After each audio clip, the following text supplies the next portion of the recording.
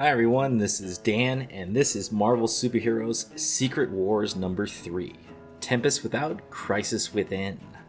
Written by Jim Shooter, pencils by Mike Zeck, inked by John Beatty, colors by Christy Scheel, and edited by Tom DeFalco. So we're continuing on Secret Wars, and this issue is kind of the beginning of where I get sort of mixed opinions about the Secret Wars miniseries. And it's not necessarily a bad issue, but it does have some problems, and some cracks start to occur in the main storyline, plotline, and they become definitely a big problem later on in the series, but this overall ends up being an okay issue. So we open up and we see a big storm going on. The storm is keeping everyone from moving around during the Secret Wars. We get introduced to Magneto. He has captured the Wasp, and him and Janet Van Dyne suddenly have some sort of weird conversation. Janet kind of punks him a little bit, and they talk, and there's an underlying attraction that Magneto has for Janet Van Dyne, the Wasp. And this is the first of a couple love subplots in Secret Wars that I'm not so sure I like. This isn't the worst one, but it definitely feels very forced, and I'm not a huge fan of it. We go back to the heroes' fortress. The storm is about to send some random-ass rock at the fortress, and Thor blasts the thing with his hammer. We go and we hear the main, leaders of the heroes, Captain America, Richard Reed, Mr. Fantastic, and the Hulk, as they kind of talk and plan about what's going on during the Secret Wars. Reed Richards kind of walks off. He's pretty bummed out because his wife's pregnant and he doesn't really want to be here. He kind of wants to be with his wife. And then we get some classic Spider-Man action. So Peter Parker's kind of been sort of a side character in this series, which is sort of interesting because, well, it's Spider-Man. But we get some classic Peter Parker panels, him just, inner monologuing to himself. And he comes across the X-Men. And this scene right here. The X-Men have decided they're kind of out of place here. And Rogue, she used to be an enemy of the Avengers. Now she's a part of the X-Men, and that's creating a lot of conflict. And for whatever reason, Professor X decides we're gonna go team up with Magneto. Spider-Man hears this and kind of crashes the party and proceeds to beat the crap out of the X-Men, which is not gonna kind of not believable. I understand the way Jim Shooter writes this to make it seem like it's believable, and I can get Spider-Man getting the drop on Colossus and Wolverine and Rogue. I don't think he would get the drop on Storm, and I really especially don't believe him beating Nightcrawler, because even with his Spidey senses, Nightcrawler can teleport. So I don't know. I'm kind of comic book nerding out here, but yeah, this whole scene where he beats up the entire X-Men, very unbelievable, and kind of seems like, I know Jim Shooter kind of had his weird issues with the X-Men during this era. It kind of seems like Jim Shooter's kind of putting a little pettiness to it. But anyhow, the X-Men actually come up on top because when Spider-Man goes to Reed Richards to tell on the X-Men, Professor Xavier proceeds to freaking God mode him and erase his memories or mess up his memories. I'm not... Chris Claremont always is very, very careful about having Professor X do this in his series. And here, I'm not so happy about Jim Shooter just immediately doing it to resolve the fight. I kind of think this is it's a little fanboyism. It feels like this is like two fans arguing about what would happen if Spider-Man had to fight the X-Men. Anyhow, the X-Men run away to go team up with Magneto. Dr. Doom tries to recruit Magneto, but Magneto's like, bitch, I ain't interested.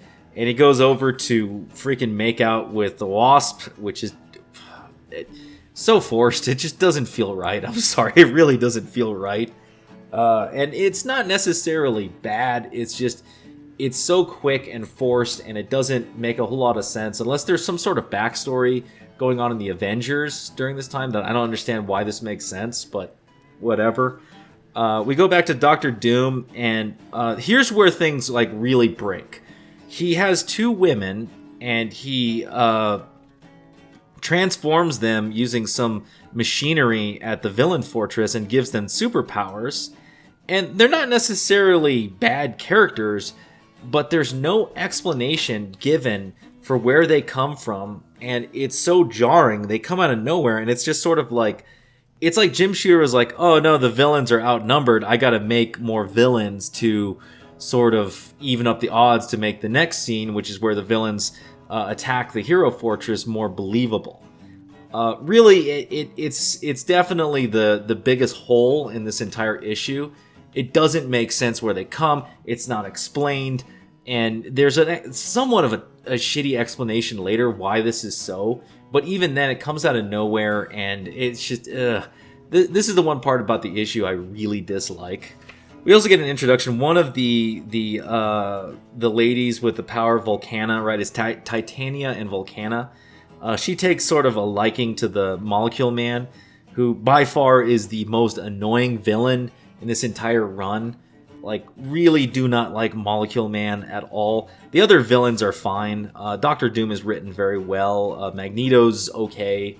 But just Molecule Man is just like, God, yay, I have like every power possible because I can mess with molecules. Stupid. You get a really interesting scene, though, with Thor awakening the Enchantress to talk amongst them, because the both of them are Asgardians, and Thor is kind of bewildered, I guess, about what's going on. And this actually makes kind of sense. You're kind of, again, sucked into this weird realm and forced to fight each other. It would make sense that you would want to talk with people that are more in line with you. Anyhow, the heroes sleep in, and they get ambushed by Doctor Doom and the new villain crew. Everyone gets their shit wrecked. She-Hulk gets knocked out by Volcana. Captain Marvel gets knocked out by Doc Ock. Iron Man and Spider-Man get their shit wrecked by Ultron.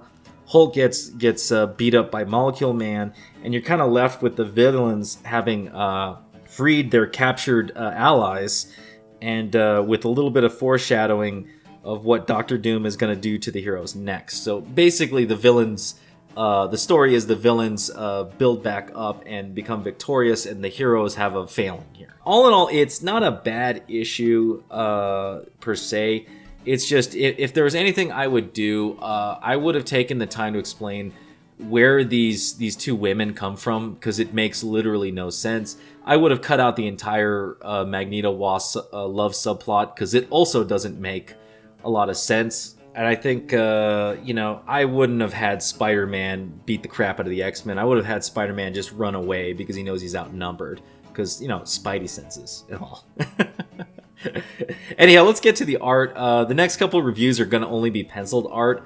I'm kind of running out of time, so I don't have time to ink. I will get back to inking later and coloring later, but figured it's a good time to kind of practice pencils. This one I did pretty quick. We got, some Spider-Man, Peter Parker dodging Wolverine here. I'm actually pretty happy with the composition of this. There's a couple things about the foreshortening that are kind of wrong. But for something that I basically did in about 30 minutes, it's not bad. I'm trying to develop more of a faster style. It's going to be important if I ever want to make a comic book that you got to be quick and you got to get the point across real fast. So overall, not too bad. Did a little bit of graphite work here to get the shading a little different, but yeah, I'm okay with this piece. Anyhow, that's the review. Let me know what you think. If you liked it, please hit the like button.